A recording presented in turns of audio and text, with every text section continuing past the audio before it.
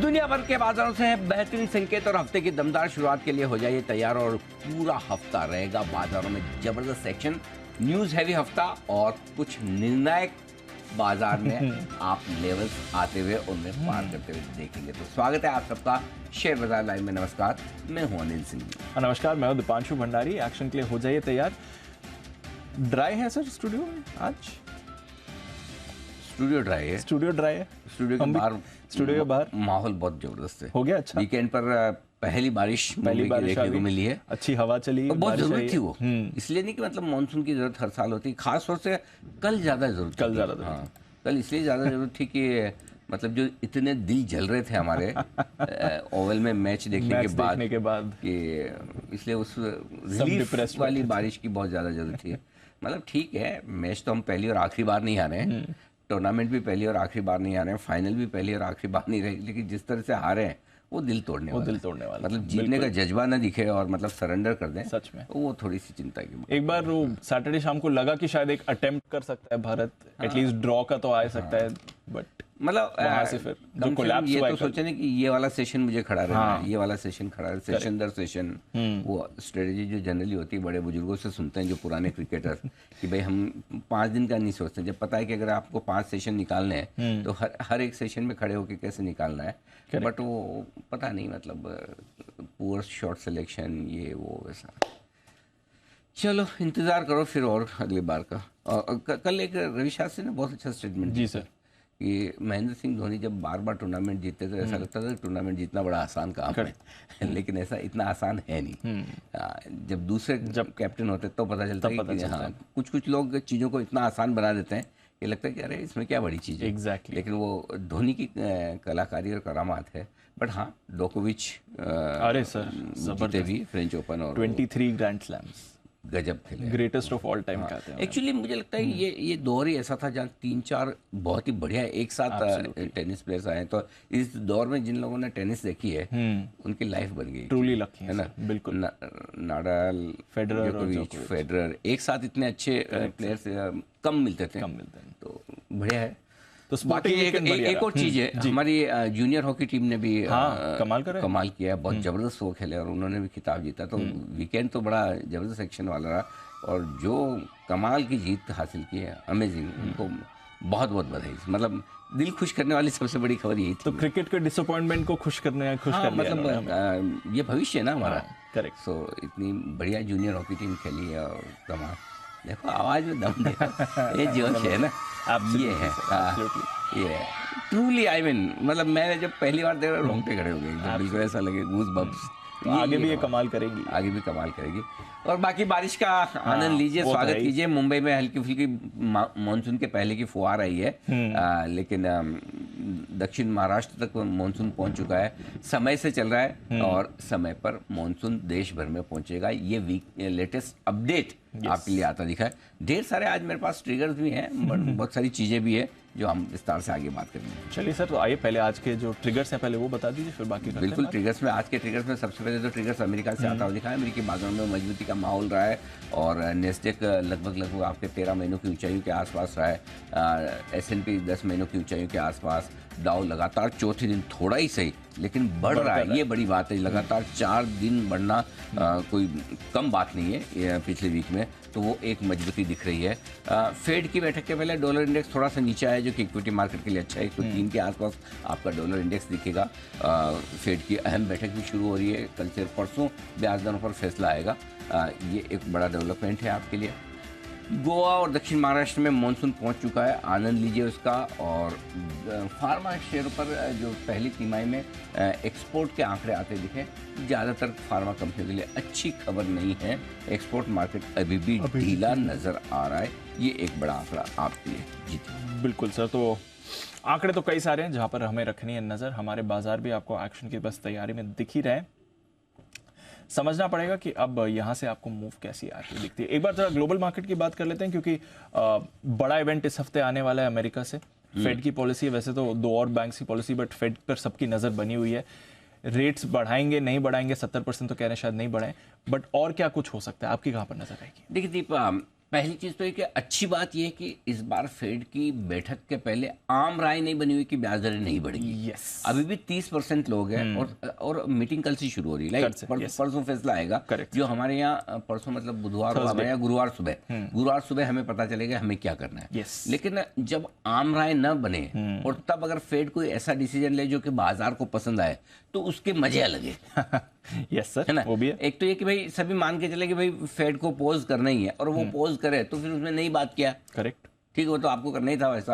आप पहले हम सबको पता था, हमने मनी बना लिया। Correct. और ना करे तो दिक्कत हो जाए। सो इस बार बड़ी इंटरेस्टिंग होगी पॉलिसी देखना ये कि क्या वाकई में बाजार के बहुमत की उम्मीद के मुताबिक फेड 70% लोग जो मानकर चल रहे हैं वैसे ही ब्याज दरों में रोक लगाता है, आगे और बढ़ाने पर ठहराव लाता है या नहीं। ज्यादा संभावना है ठहराव लाएगा।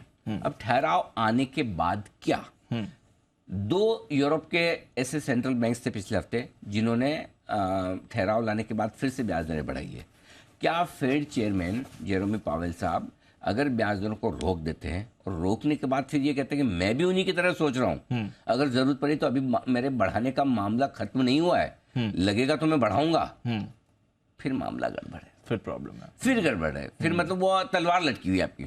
तो और अगर ये कॉन्फिडेंस दिखाए कि नहीं भाई मुझे लगता नहीं कि जरूरत पड़ेगी और ब्याज दरें बढ़ाने की, ठीक है, 1-2 देशों को पड़ी होगी, मुझे नहीं लगता कि मुझे पड़ेगी। अगर इस तरह ऐसे बोलेंगे नहीं, ऐसा संकेत देंगे, सो अगर ऐसा संकेत हम समझ लें तो हमारा काम हो गया। तो फिर ये जो डाउ लंबे समय से अटका लटका पड़ा है ये भागने के लिए हो जाएगा तैयार।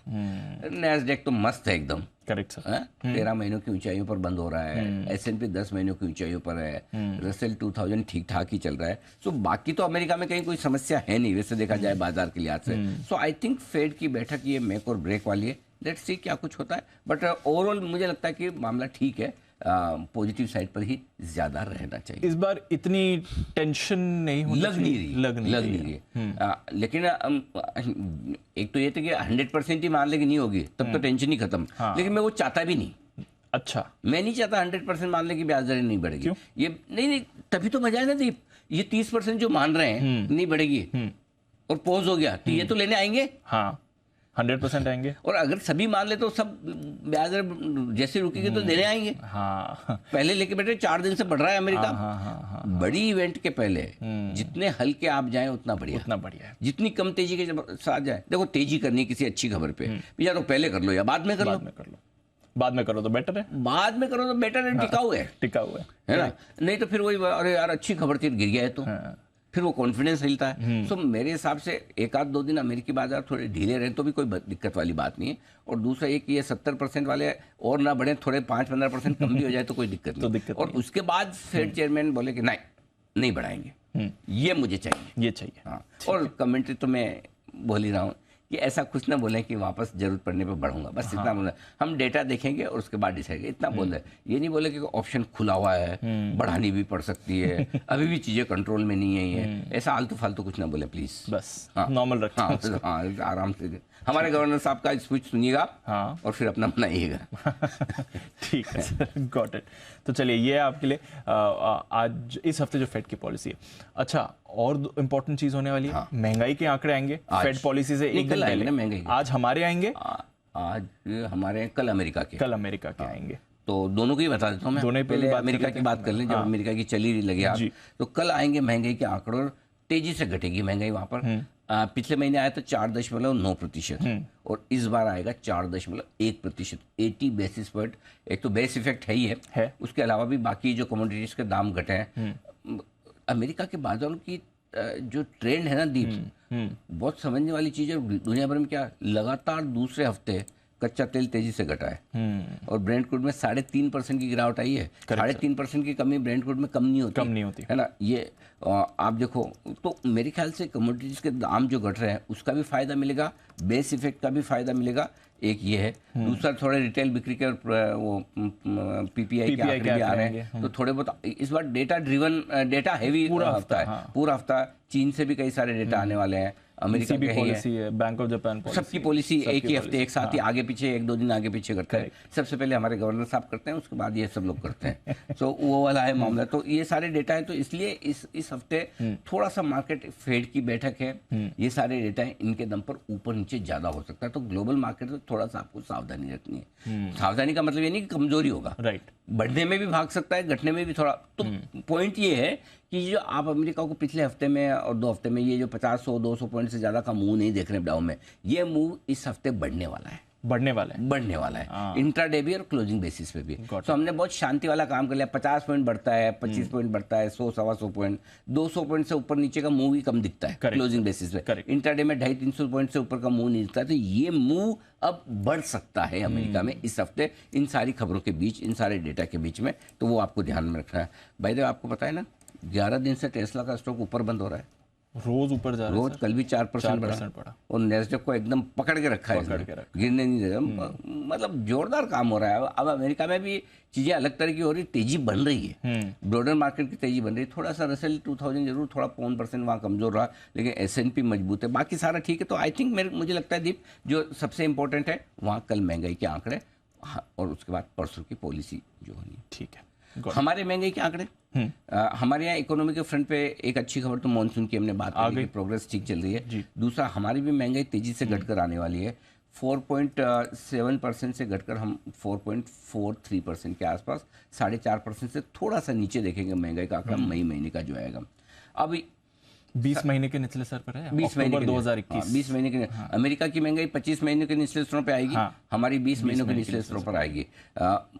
मजे की बात है, आमतौर पर अमेरिका की महंगाई हमेशा हमसे नीचे चलती थी। पिछले कुछ समय से ऐसा हुआ, अमेरिका से हमारी महंगाई कम होने लगी। इस महीने के जो आंकड़े आएंगे, अमेरिका का 4.1% मानकर चलना, हमारा 4.42, तो वो पुराने ट्रेंड में वापस एडजस्ट हो जाएगा, एडजस्ट हो जाएगा जहां हमारी महंगाई। लेकिन फिर भी 4.42% महंगाई की दो तरीके से अहमियत है। एक तो महीने दर महीने आपकी करीबन 25-30 बेसिस पॉइंट घटेगी। दूसरा, उससे ज्यादा अहमियत ये कि अभी जो पिछले हफ्ते पॉलिसी दी गवर्नर साहब ने गुरुवार को, गवर्नर साहब ने पहली तिमाही, ये जो अभी चल रही है, इस वित्त वर्ष की पहली तिमाही जो जून को खत्म होने जा रही, 30 जून को, उसमें उन्होंने टारगेट महंगाई का घटाया था 5.1% से 4.6%, आधा % घटाया था।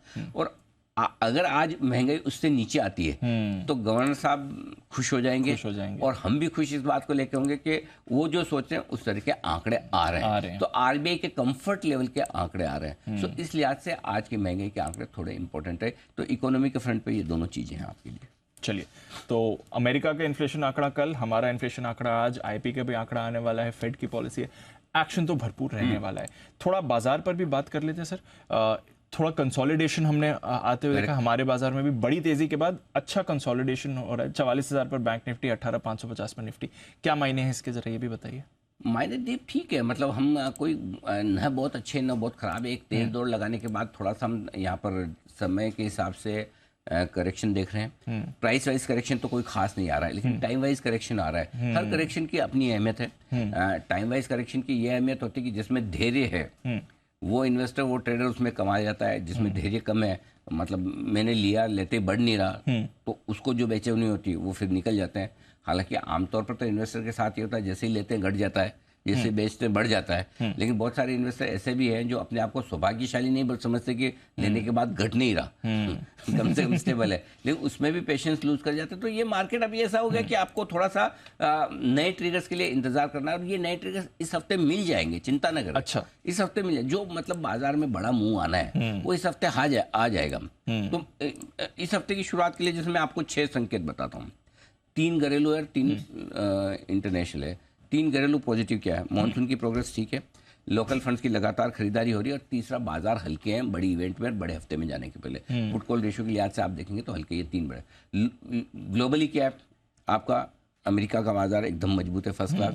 फेड की मीटिंग से आपको उम्मीदें अच्छी हैं, ब्याज दरें घटेगी, और इसके अलावा जो आपके आंकड़े जो आएंगे उसमें कहीं कोई समस्या वाली बात है नहीं। सो ओवरऑल, और कच्चे तेल के दाम जो घटे हैं ग्लोबल मार्केट में क्रूड गए, तो ये 3 पॉजिटिव है। नेगेटिव अगर इस हफ्ते के लिए आपको कोई देखना है तो एक ही है, पिछले हफ्ते से इस हफ्ते जो एक मात्र नेगेटिव संकेत आपको लेकर चलना, ये एफआई ने हाथ रोका है, थोड़ा सा खरीदने का मन कम किया है। Yes sir. हाँ, जो पहले दम लगाकर खरीद रहे थे, वहां पर थोड़ी सी हल्की रुकावट वाले संकेत आए, इनिशियल संकेत आए कि भाई हम 18,500 के ऊपर बहुत एग्रेसिवली खरीदना नहीं चाहते हैं। ये एफआईएस की तरफ से पहला, बस उसके अलावा मुझे कोई खास नेगेटिव दिखता नहीं। ऐसे में आज जो स्ट्रेटजी की आप बात कर रहे हैं, पहली चीज आज भारत के कल अमेरिका के महंगाई के आंकड़ों पर नजर रहेगी। इस बड़ी बैठक के पहले थोड़ा उतार चढ़ाव और वोलेटिलिटी बढ़ेगी, लेकिन रहेगी रेंज ही। रेंज को पार करने के लिए हम इसके बाद ही करेंगे, अपने और अमेरिका के आंकड़े देखने के बाद। अहम सपोर्ट लेवल पर खरीदारी करनी ही करनी है। बायोन डिप्स का मार्केट है और ऊपर में रुकावट के लेवल के आसपास प्रॉफिट बुकिंग भी करते चले। दोनों तरह वाली स्ट्रेटजी में चल रहा है। अगर आप दोनों नहीं कर सकते तो बायोन डिप्स की स्ट्रेटजी रखिए। ओके। बहुत सारे ट्रेडर बोलते नहीं हमको नहीं बेचता, हमको नहीं आता, हमको करना ही नहीं, मरने दो, हम खरीदेंगे खाली। तो जिनको खाली खरीदना है बिल्कुल खरीदिए, कोई दिक्कत नहीं। और जो खरीदने के लिए फॉर्मूला एक ही है, जब तक निफ्टी 18,450 के नीचे बंद ना हो और बैंक निफ्टी 43,650 के नीचे बंद ना हो, तब तक बायो डिप्स का मार्केट है। जिस दिन 18,450 के नीचे बंद हो, 43,650 के नीचे बंद हो, उस दिन छोड़ देना, मरने दो, हमें नहीं लेना, अब नहीं लेंगे, बाद में कब लेना तब डिसाइड करेंगे। तब तक आपकी जो शॉर्ट टर्म लॉन्ग पोजीशन है उसको थैंक यू कर दीजिए, बेच दीजिए, नहीं रखना है। ये 2 लेवल गोट के रखिए, याद कर लीजिए। ठीक है, रट्टा मार लीजिए एकदम, जो आपने चौथी 5वीं क्लास में मारा करते थे। ठीक है, हम तो सीएम में भी मारा करते थे। अच्छा। और एक हमारा सब्जेक्ट होता था दीप, SADP सब्जेक्ट, नाम ही इतना बड़ा सोचो, सब्जेक्ट कितना मुश्किल, system analysis and data processing. हाँ, ठीक है, कभी समझ नहीं क्या आया, कभी समझ नहीं आया। ऐसे रट्टा मार के, रट्टा कैसे, जो वो सील कैसे लगाते, इधर से उठाए इधर टक करके मार दिया, ऐसे कैसा सेम पूरा रट्टा मार के उसी लैंग्वेज में कर देते थे, उससे हमारा काम हो गया। आज यहाँ पहुंच गए। वो सब्जेक्ट के महाबोरिंग, एक बार बैठ गया तो बैठ गया, महाबोरिंग। हाँ, मतलब याद करने की इच्छा भी। अच्छा, कोई चीज आप याद कौन सी करते थे जो वाकई में आपको इंटरेस्टिंग भी तो लगनी चाहिए। हाँ, करेक्ट। मैथ्स के फॉर्मूला याद करने में मजा आता था, अकाउंट्स के वो सारे याद करने में बड़ा मजा आता था। और तो इसलिए रट्टा तो लाइफ में हर जगह मारना पड़ता है, यहाँ भी मार लीजिए। 18,450 43,650 याद करना फायदा, काम ही आएगा। ठीक है। ये आज के आपके लिए इस हफ्ते की आज के लिए स्ट्रेटजी। ठीक है सर, सेटअप तो ठीक है, मतलब एक एफआईआई नेगेटिव, बाकी सब तो पॉजिटिव या न्यूट्रल ही है। हाँ, global positive, FII negative, DI neutral है। डीआई पॉजिटिव है, न्यूट्रल कैसे हो गया?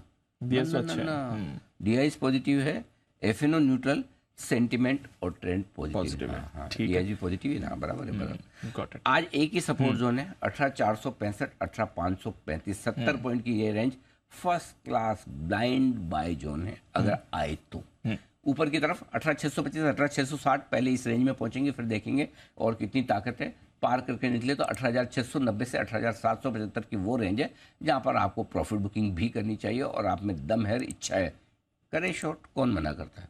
करिए शॉर्ट। हाँ ठीक है, करिए, है ना, डन। बैंक निफ्टी 43,825, 43,925, 100 पॉइंट की छोटी रेंज पहला सपोर्ट है। इसके ठीक नीचे 43,675, 43,750 बढ़िया खरीदारी की जगह है यहाँ पर, ये बैंक निफ्टी में। ऊपर की तरफ बैंक निफ्टी में 44,175, 44,325, 150 पॉइंट की ये रेंज यहाँ पहुंचेंगे और यहाँ पर फिर देखेंगे और कितनी मजबूती बन सकती है, नहीं बन सकती है। अगर गलती से बनी, चांस कम है, बनी तो 44,375 से 44,500, 44,375, 44,500 परफेक्ट रेंज है जहाँ पर आपको प्रॉफिट बुकिंग भी करनी है, शॉर्ट भी करना है, जो मन करे करो, बेचने के लिहाज से सब करिए, वहाँ पर कोई दिक्कत नहीं। आज मैं आपको दोनों तरफ का ट्रेड दे रहा हूँ, ऊपर में शॉर्ट करने में भी कोई हर्ज नहीं, निफ्टी भी करिए, बैंक निफ्टी में भी करिए। फॉर्मूला सिंपल है, स्टॉप लॉस अभी दूंगा, उसको याद करके रख लीजिएगा बस। अगर उसके पार निकले तो शॉर्ट नहीं लेना। ठीक है सर। बाकी एफआईएस की इंडेक्स लॉन्ग पोजीशन 2% घटी है, ठीक है। निफ्टी का पोर्टफोलियो रेशियो कंफर्टेबल हो गया 0.84। तो मैं ये कह रहा हूँ कि इस नए हफ्ते की शुरुआत करने में बाजार हल्के हैं। बैंक निफ्टी का पोर्टफोलियो रेशियो 0.77 पर ही, विक्स 1% घटाई है। तो डेटा और बाकी जो डेटा है वो पॉजिटिव साइड पर। ठीक है सर, ओके। बताइए फिर मौजूदा पोजीशन स्टॉप लॉस 18,450। ऑलराइट, बस इंट्राडे क्लोजिंग एक ही स्टॉप लॉस रखना है 18,450 और बैंक निफ्टी पर वही 43,675 होता है, उसके 25 पॉइंट नीचे 43,650 मैंने ही एडजस्ट कर लिया, आपको करने की जरूरत नहीं। 43,650 बैंक निफ्टी का स्टॉप लॉस है इंट्राडे भी क्लोजिंग में। जिसको छोटा रखना है वो 43,800 भी रख सकता है। यहाँ मैं आपको एक सुविधा देता हूँ, बहुत छोटा रखना ही नहीं सर, मैं तो इतना 350 पॉइंट दूर का नहीं रखूंगा, मुझे छोटा दो तो 43,800, ठीक है, इंट्राडे क्लोजिंग दोनों। और बाकी जिसको ठीक ढंग का स्टॉप लॉस लगाना है 43,650। क्लियर है? क्लियर है। शॉर्ट साइड पे आइए, 18,800 इंट्राडे का स्टॉप लॉस है, 777 का हाई हमने बनाया उसके ऊपर का, और क्लोजिंग 726 की मिली है। अब उसके ऊपर क्लोजिंग अगर आज मिलते तो वहाँ पर स्टॉप लॉस तो 18,725 closing stop loss, 18,800 intraday stop loss. ठीक है, बैंक निफ्टी एक ही है अपना 44,550। जब तक 44,500 के ऊपर, जब से ये स्टॉप लॉस दिया पार ही नहीं होता, पार ही नहीं हो रहा, करेक्ट, पार ही नहीं हो रहा। कितनी बार जाके अटेम्प्ट मार गए, पॉलिसी के दिन भी 44,450 पहुंचा, नहीं नहीं वो वहीं से घूम गया। तो बैंक निफ्टी में, और इसलिए मैं बार बार फिर बोलता हूँ, अब जिस दिन पार करेगा ना, एक दिन ऐसा खट खट खट खट 400-500 बढ़ेगा, आप देखते रहेंगे अरे ये क्या हो गया। करेक्ट, मतलब आप चाय पीने गए वापस आके देखो हाँ 300 पॉइंट बढ़ गया, ऐसा लगेगा कि यस, होने वाला है, होने वाला है, बिल्कुल होने वाला है। कब होगा ये नहीं पता मुझे, आएगा, हाँ जब होगा तो तब हो सकता ना भी हो, ना भी हो, हाँ फेड अगर निराश कर दे, क्योंकि वो बड़ा बैरियर में, अगर हुआ तो फिर तो फिर रुकेगा नहीं, कन्विंसिंगली होगा। हाँ फिर तो catch me if you can, वैसा है, ठीक है, वैसा है। Got it. नई पोजीशन सर, नई पोजीशन खरीदना है निफ्टी, और खरीदना है आपको दीप 18,450 के स्टॉप लॉस के साथ, टारगेट 18,600 635 दो छोटे टारगेट, 660 690 दो मीडियम टारगेट, 725 से 775 तक के फाइनल टारगेट के लिए एंजॉय कीजिए लाइफ खरीद कर। और जो लोग शॉर्ट करना चाहते हैं, शौक फरमाए शॉर्ट करने के लिए 690 से 775 इस रेंज में टुकड़ों टुकड़ों में बेचा जाए। कैसे? 675 से 775 के, 675 पे थोड़ा सा एक बेच दिया अगर एग्रेसिव है तो, नहीं तो 725 और 775 दो लेवल अच्छे जहां आपको करनी है बिकवाली एक ही कंडीशन पर, अगर आप 18,825 का स्टॉप लॉस लगा सकते हैं तो, नहीं लगा सकते तो मत बेचना, क्योंकि रेंज के ऊपरी सिरे पे बेचने कभी एकदम ब्रेकआउट हो गया तो आपको स्टॉप लॉस होना चाहिए। टारगेट जो बनेंगे 18,640 और 602 छोटे टारगेट, 575 550 दो मीडियम टारगेट, 535 और 500 तक के फाइनल टारगेट के लिए करिएगा बिकवाली ऊपर के लेवल पर। क्लियर है? क्लियर है। बैंक निफ्टी की जो स्ट्रेटजी देना चाहता हूँ, अगर आपने शुक्रवार की स्ट्रेटजी सुनी थी, देखी थी, याद की थी, तो अभी आपको देखने की जरूरत नहीं। Same levels, same to same, same to same, एक भी बदलाव नहीं है, सेम सेम। क्यों? क्यों? सिर्फ 6 पॉइंट नीचे बंद हुआ। हाँ, अगर फ्लैट ही बंद हुआ है, वही लेवल पे क्या बंद हुआ, करोगे? छोटी सी रेंज में तो बदलेगा किसे? Correct, correct. ये मेरी ड्रीम सिचुएशन है जहां पर अगर मिलता है बैंक निफ्टी तो खरीदना है। 43,675 43,825 अगर इस रेंज में आ जाए तो 43,600 के स्टॉप लॉस के साथ जरूर लीजिएगा। 43,925 975 दो छोटे टारगेट, 44,025 44,075 दो मीडियम टारगेट, 44,125 175 तक के फाइनल टारगेट के लिए। अब आज संभावना कम है, जिस तरह का मूड माहौल है वहां ना पहुंचे। दूसरा तरीका 43,775 के स्टॉप लॉस के साथ आप एग्रेसिव ट्रेडर के तौर पर यहाँ खरीदारी कर लीजिए। 44,075 और 125 दो छोटे टारगेट है, 44,175 225 और 275 मीडियम टारगेट है, 44,340 425 और 475 तक के फाइनल टारगेट के लिए करनी है आपको बिकवाली। ये भी जरूर कर लिए। Got it, okay. सॉरी, खरीदारी ये भी जरूर कर लिए। अब बिकवाली बेचने में एक समस्या आ रही थी कि किस लेवल पर बेचें। जो सबसे बेस्ट रेंज जो बनती है वो तो 44,375 से 44,475 उस रेंज में बनती है। लेकिन चूंकि आप 44,000 के नीचे बंद हुए, 44,275 के आसपास रिव्यू करिए। ओके। और लगता है कि डाउ फ्यूचर वगैरह ऐसी कोई खास गर्मी नहीं दिखा रहा, बाकी ठीक है, तो यहाँ से पहला लोड शुरू करिए। 375 450 ये सारे लेवल से जहाँ पर आप धीरे धीरे टुकड़ों में बेच सकते हैं। स्टॉप लॉस आपका 550 का क्रिस्टल क्लियर है, वही लगाना है। जितना 500 के नजदीक बेचेंगे उतना आप सेफ है, रिस्क रिवॉर्ड रेशियो फेवरेबल हो जाएगा। 400-500 रेंज तो बहुत ही बढ़िया है। 44,225 175 दो छोटे टारगेट हैं, 44,125 44,075 और 44,025 तीन मीडियम टारगेट है, 43,950 43,825 बड़े टारगेट। ठीक है, गॉट इट। चलिए, ये आपके लिए सारे लेवल्स आज के बैंक निफ्टी में। अग्रेसिव ट्रेडर्स के लिए खरीदारी का मौका होगा और बेचने के लिए अग्रेसिव ट्रेडर्स बैंक निफ्टी और निफ्टी दोनों के लिए मौका बन रहा है। बैन लिस्ट में कई सारे बदलाव हुए हैं। इंडिया सीमेंट एक दिन बाहर जाने के बाद वापस बैन में आ चुका है। साथ ही IEX की एंट्री हुई, जो 2 दिन हमने बड़ा एक्शन देखा था। स्टॉक ऑफ द डे में अनिल जी ने फ्राइडे को बात भी करी थी। इंडिया बुल्स हाउसिंग बैन में है, मन्नापुरम बैन से बाहर आ गया। तो आज आपके लिए बैन में है इंडिया सीमेंट, IEX और इंडिया बुल्स हाउसिंग, तीनों आई लेटर के स्टॉक्स। मन्नापुरम बैन से बाहर आ चुका है, ये अपडेट आपके लिए जरूरी है। फंड्स की तो बात कर ली, थोड़ा वायदा कारोबार के इंपॉर्टेंट लेवल्स बता दीजिए सर। वायदा कारोबार में फंड्स में भी थोड़ा सा ये एफआई ने थोड़ा जो कैश में कम बेचा, लेकिन एफएनओ में थोड़ा सा ज्यादा बेचा है, लेकिन सामने लोकल। अच्छा, इसमें ब्लॉक डील्स का भी थोड़ा असर है। वायदा कारोबार के आंकड़ों के लिहाज से 18,600 मेक और ब्रेक लेवल यही है। 18,600 के पुट पर 57 लाख शेयर है, कॉल्स में 76 लाख शेयर है।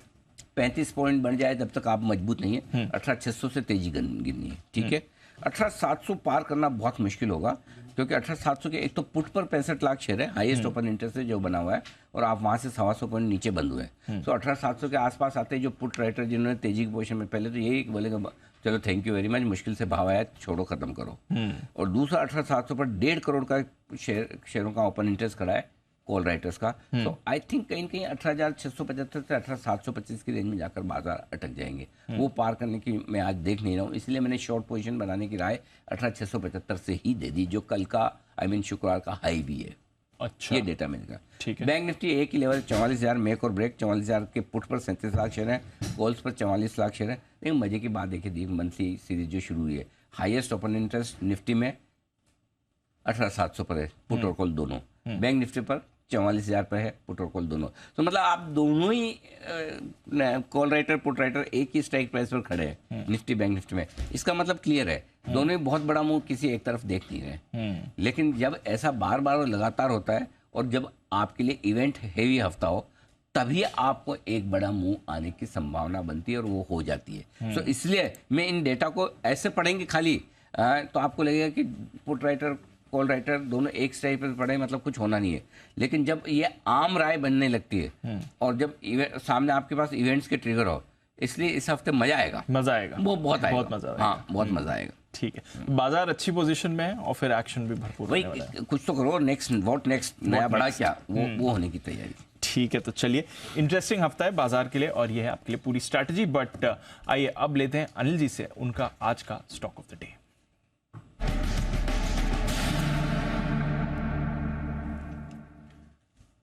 आज के लिए तो बहुत सारे कैंडिडेट्स होंगे सर। मैंने एक चुना है दीप, टीवीएस मोटर्स को। Yes, इसके फ्यूचर्स खरीदने हैं।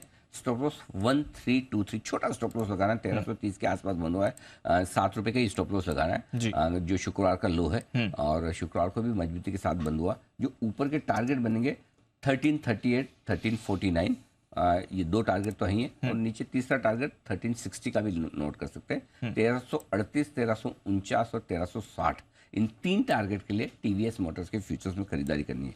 खरीदारी करने की वजह है कि टीवीएस मोटर्स की एक सब्सिडरी कंपनी है टीवीएस क्रेडिट, उसमें इन्होंने 0.5% हिस्सेदारी बेची है 740 करोड़ रुपए प्रेम जी इन्वेस्ट को। तो पहली चीज तो है कि सब्सिडरी कंपनी की वैल्यू अनलॉकिंग हो रही है, अच्छी प्राइस पर हो रही है। इसका मतलब 7,500 करोड़ की उसकी फाइनेंस कंपनी की वैल्यूएशन की है। अच्छे इन्वेस्टर प्रेम जी ट्रस्ट को आप बेच रहे हैं, प्रेम जी इन्वेस्ट को। सो सब ठीक है। इसके अलावा बिजनेस बढ़िया, डोमेस्टिक डिमांड तो बहुत स्ट्रॉन्ग है ही है, और एक्सपोर्ट डिमांड के भी बॉटम आउट होने के संकेत आ रहे हैं, वहां से भी अब बेहतर ग्रीन शॉट्स दिख रहे हैं। तो आई थिंक ये स्टॉक महंगा था, महंगा है और महंगा रहेगा। थोड़ा आज और बढ़ना चाहिए, मुझे लगता है 2-3% से 4% तक की तेजी बन सकती है टीवीएस मोटर्स में।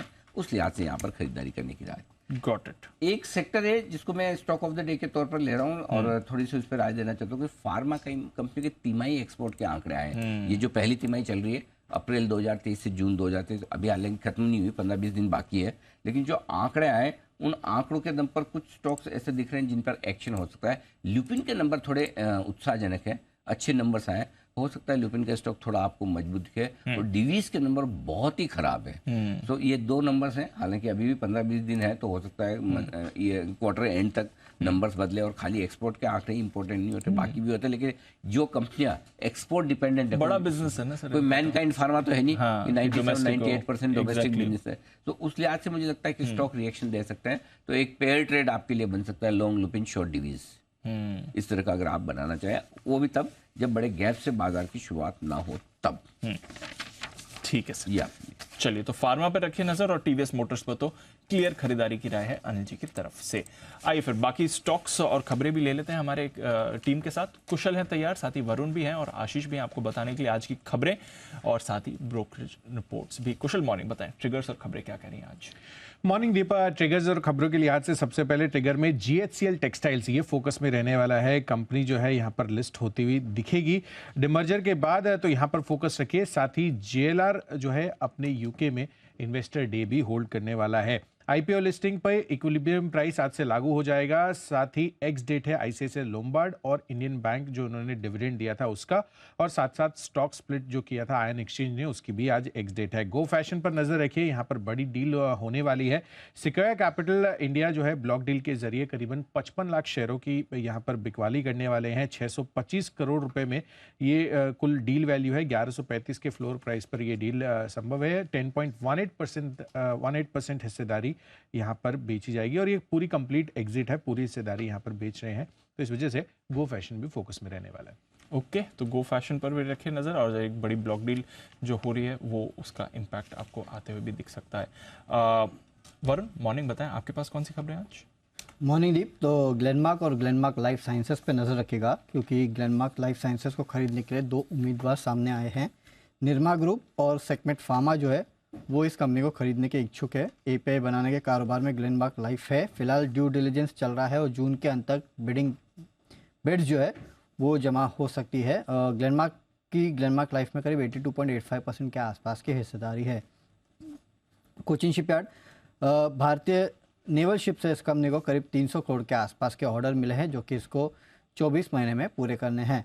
टीवीएस मोटर्स स्विस ई मोबिलिटी ग्रुप में अतिरिक्त 25% के आसपास की हिस्सेदारी जो है टीवीएस मोटर्स सिंगापुर खरीद रही है। 180 करोड़ में हिस्सेदारी खरीदी जा रही है।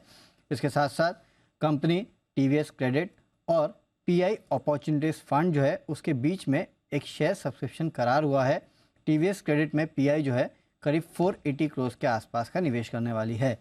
टीटागढ़ वैगन पर नजर रखेगा कि वो स्मॉल कैप वर्ल्ड फंड को इन्होंने 76 लाख शेयर जो है वो जारी किए हैं। 380 के भाव पे ये इशू किया गया है। करीब 289 करोड़ जुटाएंगे। हालांकि लास्ट ट्रेडेड प्राइस जो है उससे 10% नीचे जो है ये शेयर अलॉट किए गए हैं। फार्मा स्टॉक्स पे नजर रखेगा, क्योंकि यहाँ पे Q1 का जो एक्सपोर्ट डेटा है अब तक का वो आया है। डीवीज लैब का एक्सपोर्ट जो है 50% बढ़ के आया है। क्वार्टर 16% की बढ़ोतरी। लॉरस लैब, माफ़ कीजिएगा, डीवीज का घट के आया है। लॉरस लैब एक्सपोर्ट जो है 24% और क्वार्टर 57% घटा है। सन फार्मा एक्सपोर्ट जो है 8% YOY और क्वार्टर 34% के आसपास की गिरावट हुई है। लुपिन के एक्सपोर्ट में 20% और क्वार्टर 32% की बढ़त हुई है। डॉक्टर रेड्डीज के एक्सपोर्ट में 63% और क्वार्टर 16% के आसपास की बढ़ोतरी देखने मिली है। और जायडस लाइफ, इस कंपनी को आंत से जुड़ी एक बीमारी है, उसकी दवा के लिए USFDA से मंजूरी मिली है। यूनाइटेड स्टेट्स में इस दवा का सालाना बिक्री अगर आप देखेंगे तो करीब 236 करोड़ रुपए के आसपास का है, तो इसके चलते यहाँ नजर रखिएगा। ओके, तो ये है आपके लिए पूरा का पूरा खबरों का अपडेट, बट कुछ और खबरें भी बाकी हैं। कुशल, ज़रा बताइए अगर और कुछ खबरें आपके पास। बिल्कुल, तो और कुछ खबरें हैं इसमें। इन्फो एज फोकस में रहने वाला है। यहाँ पर कंपनी की जो एसोसिएट कंपनी है हैप्पीली अनमैरिड मार्केटिंग, इसमें पूरी हिस्सेदारी ये VLCC को बेचेंगे। कैश और शेयर स्वैप के जरिए करीबन 61 करोड़ रुपए में ये हिस्सेदारी बेची जाएगी। साथ ही वेदांता फोकस में रहेगा। आयरन और माइन के लिए यहाँ पर ये प्रेफर्ड बिडर घोषित किए गए हैं। साथ ही गोवा सरकार ने कंपनी को प्रेफर्ड बिडर घोषित किया है, तो इस वजह से ये फोकस में रहने वाला है। अवंतल, यहाँ पर भी नजर रखिए, कंपनी ने रक्षा मंत्रालय के साथ करार कर लिया है। कुल मिलाकर सैटकॉम टर्मिनल और हब स्टेशंस बनाने के लिए लगभग 54 करोड़ रुपए का यहाँ पर ये ऑर्डर मिलता हुआ दिख रहा है और सितंबर 2024 तक इस ऑर्डर को पूरा करने का अग्रीमेंट किया गया है। कुछ खबरें ऐसी आ रही है कॉनकॉर के लिए, जिसमें थोड़ी नेगेटिव साइड पर ये इम्पैक्ट हो सकता है, क्योंकि डाइवेस्टमेंट प्लान पर अनिश्चित काल के लिए ये डाइवेस्टमेंट प्लान टल सकता है, क्योंकि इंटर मिनिस्टेरियल अड़चनों के कारण यहाँ पर ये डाइवेस्टमेंट प्लान पर थोड़ी सी अनिश्चितताएं अभी आती हुई दिख रही हैं। प्रमोटर एक्शन के लिहाज से CMS इन्फो सिस्टम्स फोकस में रहेगा। यहाँ पर प्रमोटर साइन इन्वेस्टमेंट ने लगभग 2.12 करोड़ शेयर्स बेचे हैं 300.23 प्रति शेयर के भाव पर, जबकि उसके अगेंस्ट में आप देखिए तो काफ़ी सारे अच्छे बायर्स भी निकल कर आ रहे हैं, जिसमें SBI म्यूचुअल फंड शामिल हैं जिन्होंने करीबन 67 लाख शेयरों की खरीदारी की है। साथ ही IFL म्यूचुअल फंड यहाँ पर भी 12.5 लाख शेयर और अबू धाबी इन्वेस्टमेंट अथॉरिटी ने भी लगभग 20 लाख शेयरों की यहाँ पर इन्होंने भी खरीदारी की है। तो काफ़ी सारे बायर्स रहे हैं 300 रुपये प्रति शेयर के भाव पर भी। ओके, तो बड़ी ब्लॉक डील्स हुई हैं पिछले हफ्ते और हमने उनका एक्शन भी बाजार में आते देखा है। उसके दम पर भी कई सारे स्टॉक्स आज फोकस में रहेंगे। वरुण, आपके पास भी कुछ और खबरें? डेफिनेटली, तो कुछ और डील्स है, फंड एक्शंस है, प्रमोटर एक्शन है, जिसमें सबसे पहले जायडस वेलनेस, यहाँ पे प्रमोटर जायडस फैसिलिटी ट्रस्ट ने करीब 10 जून को ओपन मार्केट से 99,000 शेयर जो है खरीदे हैं। हिस्सेदारी 8.94% से बढ़ के 9.1% हो गई है। लिंकन फार्मा यहाँ पे प्रमोटर मुंजल महेंद्र भाई पटेल ने 40,300 शेयर्स खरीदे हैं। इनकी हिस्सेदारी जो है 11.23% से बढ़ के 11.43% के आसपास हो चुकी है। इसके अलावा लाइफ इंश्योरेंस कंपनियों के कारोबार का डेटा आया है, जिसमें HDFC लाइफ जो क्वार्टरली डेटा है, मंथली डेटा है, उसमें 31.5% की बढ़ोतरी हुई है। ICICI प्रू लाइफ में करीब 18% की गिरावट है। मैक्स लाइफ 15.5% के आसपास की बढ़ोतरी है। SBI लाइफ 58.12% जो है इनका कारोबार बढ़ा है। बजाज लाइफ, अलायंस लाइफ में 36.5% की गिरावट देखने मिली है। और LIC अगर आप देखेंगे तो 11.25% के आसपास की गिरावट जो है इनके मई के मंथली डेटा में देखने मिली है। कुछ और फंड एक्शन है, जिसमें IX यहाँ पे ड्रीम 11 के को फाउंडर जो है हर्ष आनंद जैन, इन्होंने 52.95 लाख शेयर्स यानी कि 0.59% के आसपास की हिस्सेदारी जो है 125 के भाव पे खरीदी है। बिरला कॉर्प सोसाइटी जनरल में करीब 4 लाख शेयर्स यानी कि आधे % के आसपास की हिस्सेदारी जो है 1188 के भाव पे इन्होंने खरीदी है। और EKI एनर्जी यहाँ पे नेक्स्ट ऑर्बिट वेंचर फंड ने 1.53 लाख शेयर्स बेचे हैं। 536 के आसपास के प्राइस पे ये बेचे गए हैं। ओके, तो ये है आपके लिए सारी की सारी खबरें। थोड़ा एक्शन पैक्ड दिन रह सकता है, कई सारे स्टॉक्स हैं फोकस में, ढेरों रिपोर्ट्स भी आई हैं आज, तो आइए इन पर भी डालते हैं नजर। FIR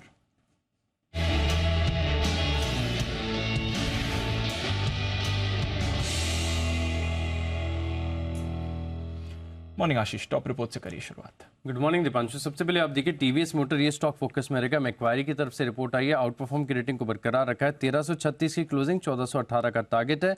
और ये मान रहे कि इनकी जो क्रेडिट सब्सिडरी है और इसको अगर 25% होल्डिंग कंपनी डिस्काउंट भी दे दे तभी भी वैल्यू करीब 96 रुपये प्रति शेयर के आसपास निकल कर आती है। टाटा मोटर्स यहाँ पर सिटी खरीदारी की राय दे रहे हैं, 635 का टारगेट है। मैक्वारी ने भी आउट परफॉर्म की रेटिंग दी है, 624 रुपये का लक्ष्य दिया है। साथ में अगर आप देखें तो एक्सिस बैंक यहाँ पर कॉर्पोरेट डे हुआ है, इसके बाद रिपोर्ट आई है, सिटी की तरफ से खरीदारी किराए को बरकरार रखा है। 975 की क्लोजिंग, 1080 रुपये का टारगेट। और मान रहे कि आगे जाकर 500 नई ब्रांचें खोलने वाले, इसके चलते ग्रोथ देखने को मिल सकती है। IEX पर इंटरेस्टिंग रिपोर्ट है UBS की तरफ से। पहली बात तो ये कह रहे कि जो कपलिंग का मैटर है इसके ऊपर बहुत ही गहरी नजर रखे हुए हैं। अभी कोई भी टारगेट प्राइस या रेटिंग में बदलाव नहीं किया, खरीदारी की राय दे रहे हैं 200 रुपये के लक्ष्य के लिए। लेकिन ये मान रहे कि कुछ सेगमेंट्स में अगर आप देखें तो ट्रांसमिशन बेटर हो सकता है। खासतौर पर अगर आप देखें तो ग्रीन एनर्जी और इंटर रीजनल ट्रांसमिशन जो है यहाँ पर आपको फोकस देखने को मिल सकता है। लाइफ इंश्योरेंस कंपनीज भी फोकस में रहेंगी क्योंकि यहाँ पर डेटा है मई महीने का, आपको अभी खबरों के लिहाज से बताया गया था। SBI लाइफ पर रिपोर्ट आई है, मॉर्गन स्टैनली की तरफ से ओवरवेट की रेटिंग को बरकरार रखा है। 1232 की क्लोजिंग, 1650 का टारगेट। HDFC लाइफ पर भी ओवरवेट की रेटिंग है, 582 की क्लोजिंग, 700 का टारगेट। तो ये स्टॉक्स हैं फोकस में रहेंगे। साथ में कुछ फार्मा पैक हैं, देखिए डॉक्टर रेड्डीज यहाँ पर मॉर्गन स्टैनली ने ओवरवेट की रेटिंग दी है, 5171 का टारगेट दिया है।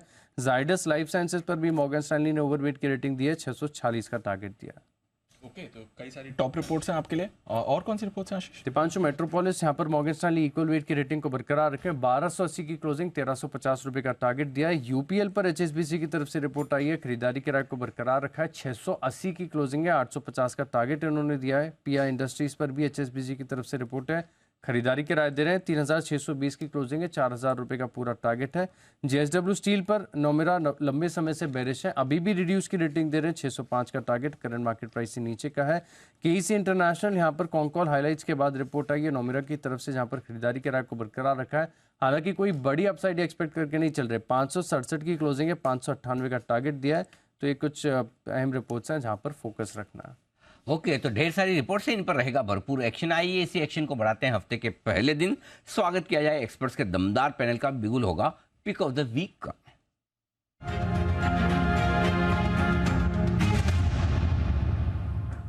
कुणाल जी सुप्रभात, करें शुरुआत, बताएं सर आपका pick of the week.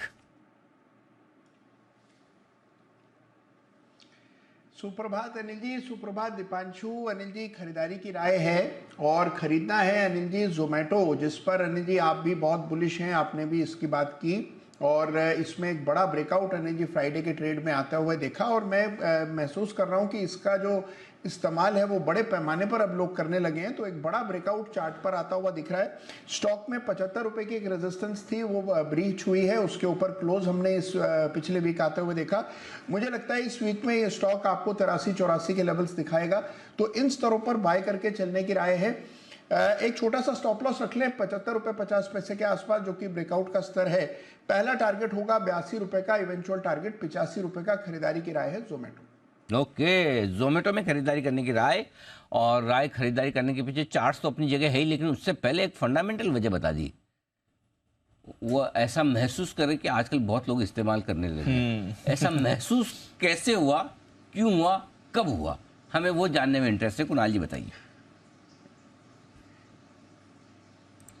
Anil जी देखिए, अभी वीकेंड पर क्या चल रहा था कि अनिल जी जो मतलब सुबह शाम लोग जोमेटो पर ये ऑर्डर करते मुझे दिखाई दिए, और अनिल जी एक एक जगह पर 2-2, 3-3 अलग अलग जोमेटो के ऑर्डर प्लेस किए जा रहे हैं। तो मुझे लगता है कि अनिल जी इसका जो इस्तेमाल है वो बड़े पैमाने पर बढ़ रहा है, आदत में शामिल हो गया अनिल जी। तो मुझे लगता है कि इस वजह से आगे भी चलकर ये आदत और बढ़ेगी, स्पेशली यंग लोगों में मेरी तरह।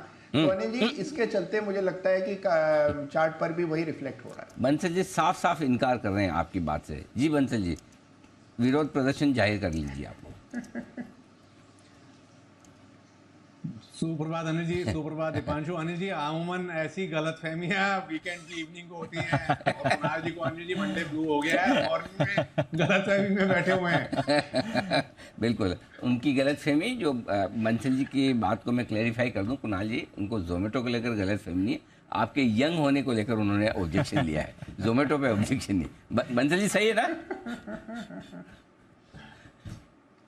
नहीं, बिल्कुल सही अनिल जी, बिल्कुल कुणाल जी की बात से इत्तेफाक रखता हूँ अनिल जी। मैं भी एक चीज देख रहा हूँ कि या तो वीकेंड पर जो यंग लोग हैं अनिल जी, यंग मतलब कि वो या तो जोमेटो से ऑर्डर कर रहे हैं, या बाहर जो फेवरेट पराठा, हाँ एक्चुअली यंग अनिल जी, और या फिर वो जो फेमस जॉइंट्स होते हैं ना रोड साइड वाले, वहां बैठते हैं अनिल जी खाना खाने के लिए फैमिली के साथ।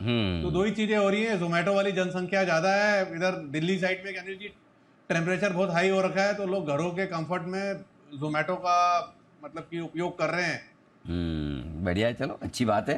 तो ये है कुणाल जी की तरफ से जोमेटो आज पिक ऑफ द वीक के तौर पर। हिमांशु जी सुप्रभात, एक हफ्ते भर की छुट्टी के बाद हिमांशु जी भी आज दर्शन दे रहे हैं, स्वागत है आपका। बताएं sir, pick of the day. Good morning to you Anil ji, good morning Deep, good morning everyone.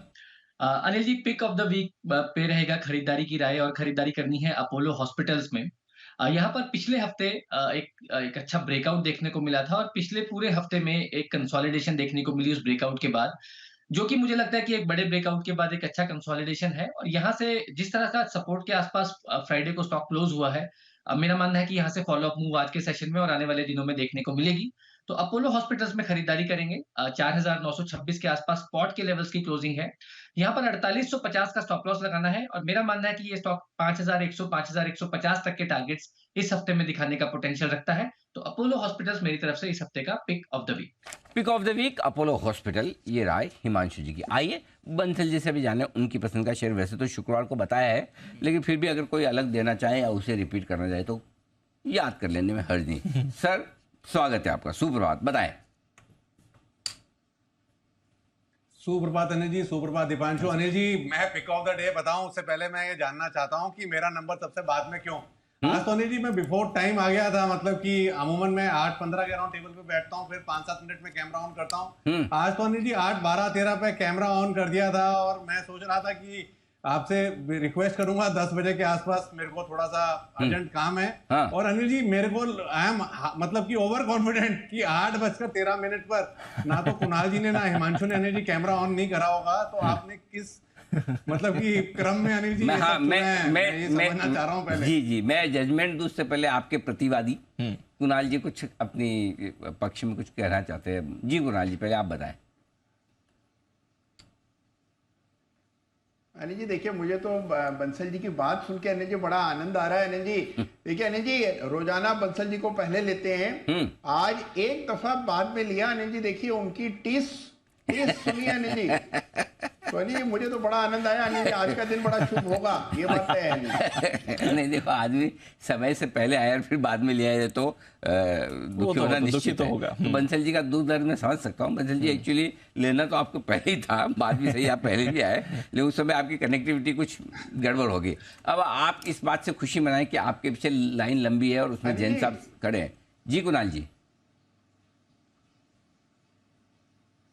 Anil जी देखिए, इस बात पर ज्यादा श्रेय ना दे बंसल जी को कि वे जल्दी जुड़ गए। अनिल जी समय से पहले जुड़ जाते हैं, उसकी वजह अनिल जी है कि अगर समय से पहले ना जुड़े तो घर पे बहुत काम करने पड़ जाते हैं। ये अनिल जी इसी वजह से पहले आकर के बैठ जाते हैं, तो इसमें कोई श्रेय देने की आवश्यकता नहीं है। नहीं, ऐसा भी नहीं है। You never know, Bansal ji की काम करने की स्पीड घर में आपके मुकाबले में काफी फास्ट हो सकती है।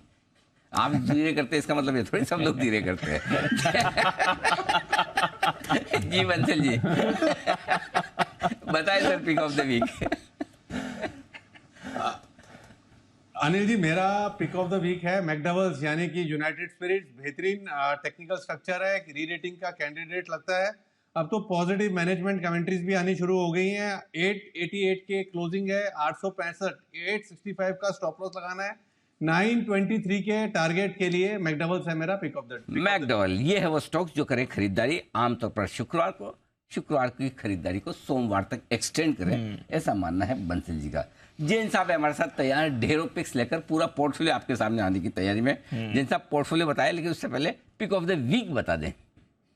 बिल्कुल Anil ji, very good morning. और पिक ऑफ द वीक, पहले तो मैं ये कहता हूँ मेरे कोई टेंशन ही नहीं है। देखिए कुणाल जी, राकेश जी आज डिस्कस कर रहे थे पहले कौन बाद में कौन, मुझे पूरा पता कि मैं लास्ट में होगा। मेरे को शायद एक आध बार आपने पहले बोलने के लिए बोला होगा, बट ठीक है अनिल जी। लिंडे इंडिया, मुझे लगता है कि हमारे कुणाल जी की जो फेवरेट कंपनी है लिंडे इंडिया, ये मेरा main pick of the week है। तो इसको एक अलग रख दीजिए, तो ये मेरी एकदम main pick of the week है। बाकी अब जो आपने बोला पोर्टफोलियो बहुत सारे स्टॉक्स है, तो मैं उनके बारे में अब जिक्र करूंगा।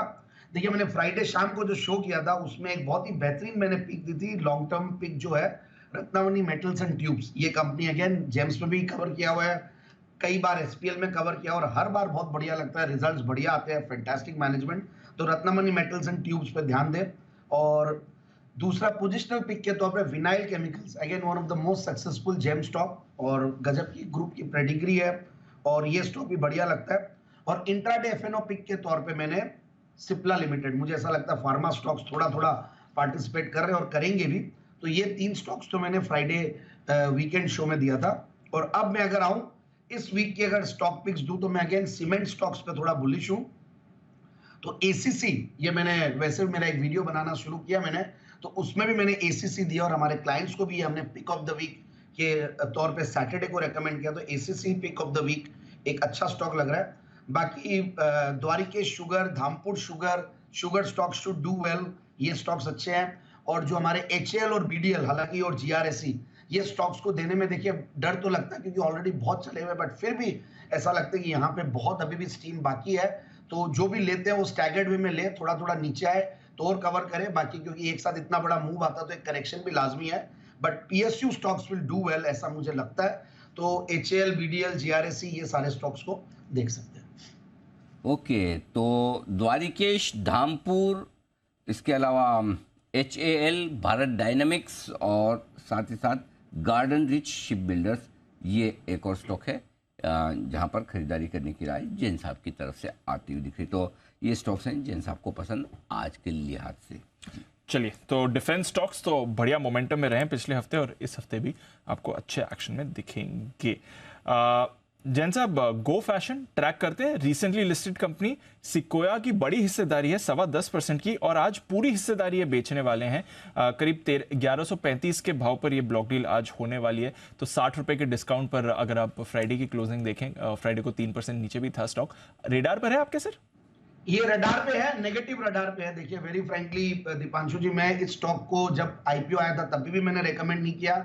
मुझे वैल्यूएशंस महंगे लगते हैं और मुझे ये स्पेस बहुत कॉम्पिटिटिव लगता है। मुझे ऐसा लगता है कि सारे ब्रांड्स, लेबल्स, अलग अलग बुटीक ब्रांड, सब कुछ होता है और इतना इजी नहीं है। ठीक है, डिस्ट्रीब्यूशन नेटवर्क बनाना, फिर इतना बड़ा बिजनेस इंफ्रास्ट्रक्चर का इतना बड़ा खर्चा, और 70-80 के पी मल्टीपल पे स्टॉक चलना, मतलब मुझे थोड़ा डाइजेस्ट नहीं होता है।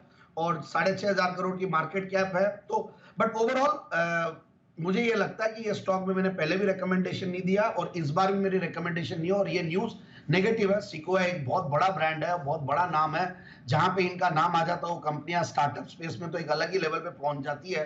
तो ओवरऑल मुझे लगता है कि ये नेगेटिव न्यूज है और अच्छा खासा डिस्काउंट पे वो हो रहा है। तो बस यही है कि मैं जो एग्जिस्टिंग इन्वेस्टर्स हैं मैं उनको ये भी राय नहीं दे सकता कि होल्ड करें, और एग्जिट भी पता नहीं मिलेगा या नहीं। So I am not very keen on recommending. चलिए, तो ज़्यादा कीन नहीं है जैन साहब इस पर आज बड़ी ब्लॉक डील होने वाली है। फ्राइडे के क्लोजिंग से करीब 60 रुपए नीचे ये डील होगी। तो देखते हैं आज कैसा एक्शन इस स्टॉक में आपको आते हुए दिखेगा। इंटरेस्टिंग खबर आ जाइए, ग्लेनमार्क लाइफ साइंसेज ये बिकने की तैयारी में है। दो उम्मीदवार हैं लाइन में, एक सेगमेंट फार्मा करके कंपनी है, दूसरी निर्मा ग्रुप, जो ये खरीदने के लिए इच्छुक हो सकते हैं। जून एंड तक बाइंडिंग बिड्स डालने की डेडलाइन है। फिलहाल ड्यू डिलिजेंस चल रही है। ग्लेनमार्क की कंपनी में ऑब्वियसली 82.85% हिस्सेदारी, तो ग्लेनमार्क पर भी इंपैक्ट आएगा। पहले एक बार ग्लेनमार्क लाइफ पर बंसल जी से राय ली जाए। बंसल जी 2.5% ऊपर भी बंद हुआ था ये फ्राइडे को। खबरें आज सुबह कह रही हैं कि शायद ये बिकने के लिए तैयार है। चार्ट्स क्या कहती हैं सर?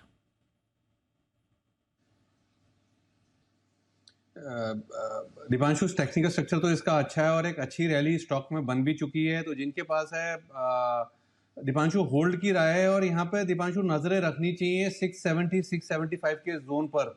जिनके पास है होल्ड करें, और 670 675 का अगर हर्डल टूटता है तो ये एक डबल टॉप बना था प्रीवियसली, इनके ऊपर निकलता है तो एक बड़ी तेजी टूवर्ड्स 900 के लेवल्स पे देखने को मिलेगी। और दीपांशु, इसको मैं भी ट्रैक कर रहा हूँ। आईपीओ भी काफी यहाँ पर ऊपर के दामों पे आया था। एक मिनट दीपांशु, मेरा चार्ट गलत खुला है। आईपीओ काफी ऊपर के दामों पे आया था। टेक्निकली 590 के राउंड चल रहा है। जिनके पास है दीपांशु होल्ड की राय है, और टेक्निकली मुझे लगता है शॉर्ट टर्म में 640 645 के लेवल्स देखने को मिलेंगे। तो यहाँ से भी 50 रुपए की अपमूव आपको और आती हुई दिख सकती है। ऑफ कोर्स आज देखते हैं कि ये जो डील की खबर आई है सुबह सुबह, या शायद अक्वायर होने के लिए तैयार है, उस पर स्टॉक पर कैसा रिएक्शन आपको आते हुए दिखेगा।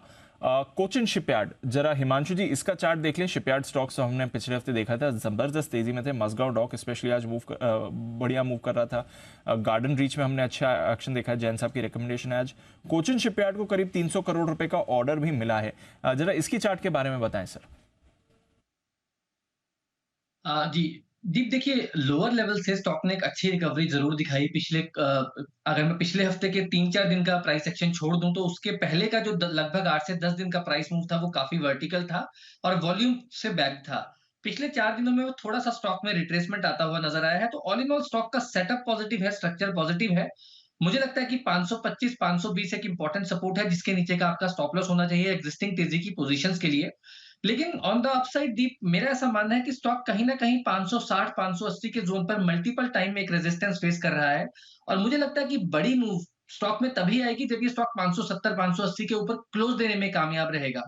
अंटिल दैट हैपेंस मुझे लगता है ब्रॉडली एक रेंज शायद देखने को मिले, 520 on the lower side, 560 580 on the up side. 580 के ऊपर स्टॉक निकलता है तो मुझे लगता है स्टॉक ऑल टाइम हाई बनाने की तरफ जाता हुआ नजर आएगा। तो एग्रेसिव बाय 570 580 के ऊपर निकलने पर ही खरीदारी करके चलने की सलाह है। ओके, 580 के ऊपर बंद होने दें, तभी कुछ बड़े तेजी के बारे में सोचें। अदरवाइज रेंज बाउंड रहेगा कोचिन शिपयार्ड, ये मानना है हिमांशु जी का।